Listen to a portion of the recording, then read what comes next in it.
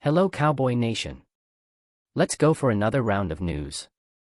More loved ones, leave your like and subscribe to the channel so you don't miss any news from your team. 3 factors that will keep Tyron Smith with the Cowboys a little longer. It seems like a long time ago when young Tyron Smith signed his 8-year, $97.6 million contract with the Dallas Cowboys. Such deals are unheard of, but this team knew what they had in Smith and wasted no time in locking him up for good. Well, it's finally here for good and Smith's contract is officially up. For years, Smith was one of football's biggest bargains. His average annual salary of $12.2 million improves with each passing year. Of course, these big savings diminish somewhat when injuries take him off the field, which has been quite frequent in recent years. With Smith, there is always some risk.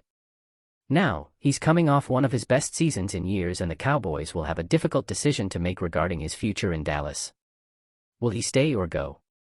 When you put everything on the table, we can imagine Smith sticking around for another year, and here are 3 reasons why it's likely to happen that way. Okay, saying he doesn't care about money isn't entirely true, so we're a little sorry for baiting you with such verbiage. What we're really getting at here is that it's not all about the Benjamins for Smith. The guy just finished an 8-year contract where he was underpaid for most of the length of his contract, and how many times do you remember him complaining about that? 0. And when the Cowboys offered a creatively constructed restructured deal that would put less in their pockets if he were unavailable, Smith agreed. His $13.6 million base salary turned into just $3 million, a $3 million signing bonus, and the rest followed by incentives based on playing time and playoff results. Despite a relatively healthy season for Smith, the Cowboys ended up paying him a few million less than his original contract.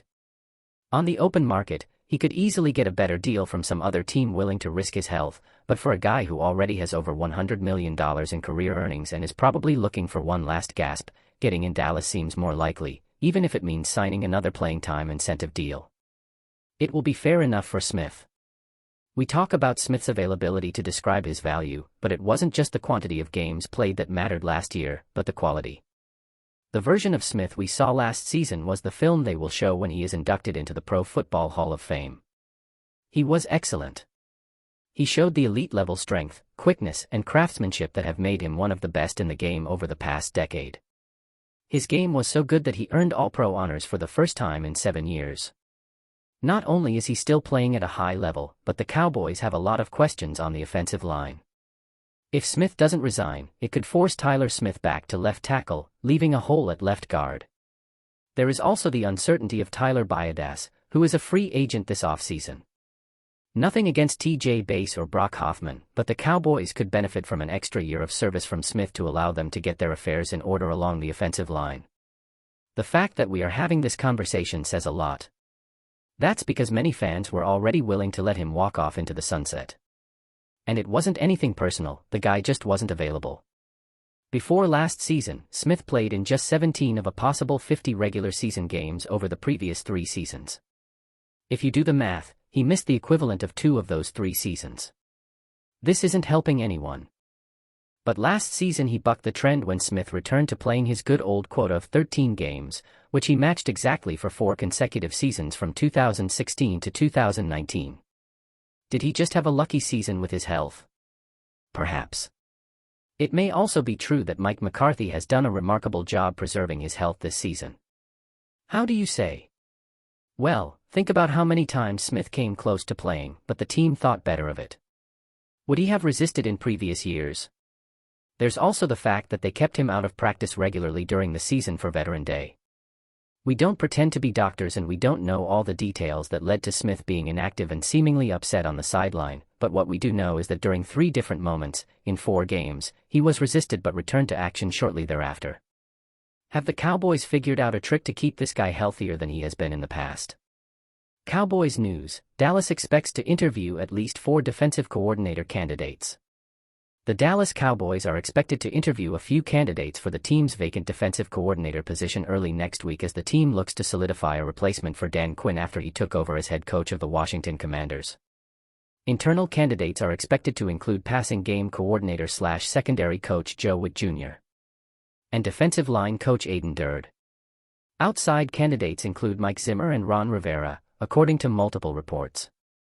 His influence in the secondary has been a huge contributing factor to Dallas being a consistent league leader in takeaways, with Trayvon Diggs, 2021, and Darren Bland, 2023, both leading the NFL in interceptions during their time. Dird's coaching career saw him begin in his home country of Great Britain as defensive coordinator for the London Warriors of the BAFA National League for 6 seasons, where he won several national titles. His NFL career began with Dan Quinn with the Atlanta Falcons in 2018 as a defensive quality control coach before being promoted to outside linebackers coach in 2020. He has played for the Cowboys since 2021. Probably no one will be asked to reinvent the wheel. The person hired will do substantial work to adjust the unit, but a complete overhaul is not planned. In their final appearance last season, the Dallas defense struggled in several facets during their first-round playoff loss to the Green Bay Packers. This included against the race. Strengthening the area is among the highlights of the offseason, as the Cowboys work to create more opportunities for a pass rush led by Micah Parsons. Zimmer's brash, confrontational approach is more loving than collaborative. It works because he creates a relationship with everyone in his path and is equal with the coaches and the players. Jerry and Stephen Jones love and respect Zimmer. The three have remained close since Zimmer left to follow his own path. McCarthy and Zimmer follow many of the same coaching principles, but they are temperamentally different. Both require responsibility, but Zimmer does it to greater advantage. That might not be a bad thing for a coach entering the final year of his contract. And the biggest selling point? Zimmer knows how to defend and motivate.